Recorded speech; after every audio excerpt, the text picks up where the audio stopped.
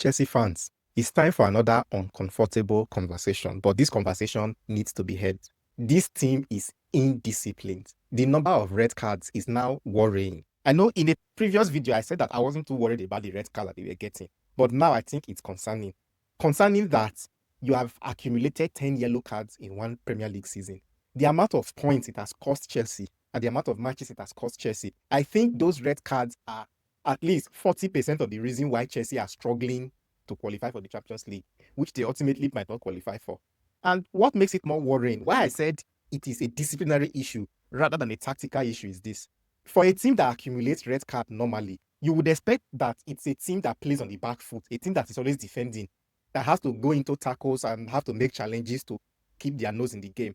But that's not Chelsea.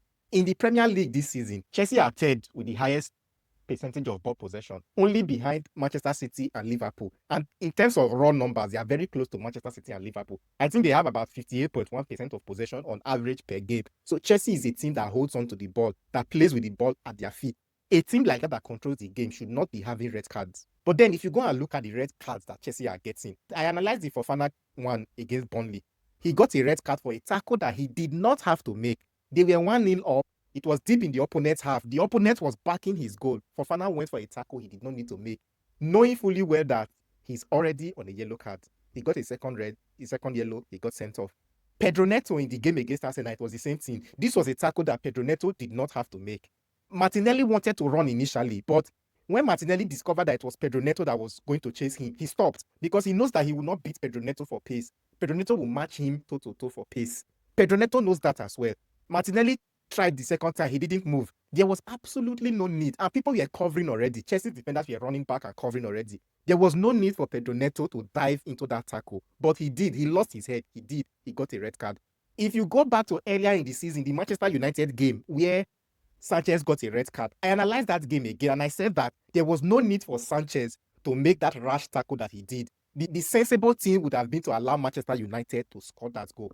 It's better to play 95 minutes and go down with 11 men than to go down to 10 men in the 5th minute of a game.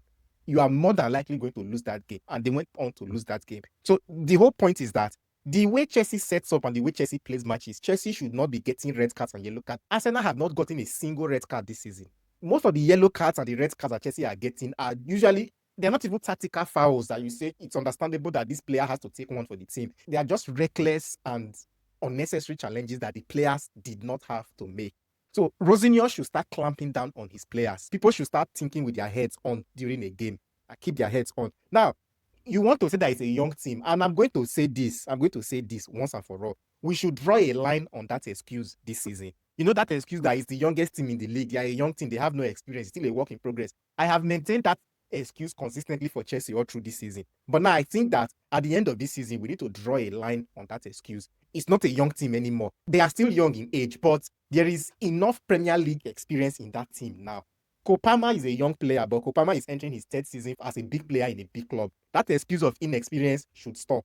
Fofana is entering his 2nd season as an experienced player in a big team. That excuse should stop. Same thing with Chalobah. He has played for different clubs. He has the Premier League experience now. We cannot call Cucurella young anymore. We cannot call Reece James young anymore. Even Joao Pedro, young as he may be, Joao Pedro is a proven Premier League player. So at the end of this season, we need to draw a line on that excuse to say that it's a young team. That excuse will not carry on to next season. This season, I think, is a write-off already. Chelsea fans can prepare for the worst. You might not make the Champions League next season. It's just the reality of where you are now. Accept it and go with it like that. But next season, anything short of a substantial title challenge, then we can say that the Chelsea team or the Chelsea project is failing. That's my opinion, though. That is just my opinion. But if next season you want to hold on to the fact that this is a young team and a developing team, we're not on the same page, sorry. But if that's still your opinion, I'm happy to have that conversation in the comment section. I think the excuse has to end now. There's enough experience in this team now to at least deliver Champions League football this season, or at the very least, mount a title challenge next season. I don't know. That's my opinion, though. I would like to hear your thoughts. In the comment section. Let's have that conversation. Let's have that debate.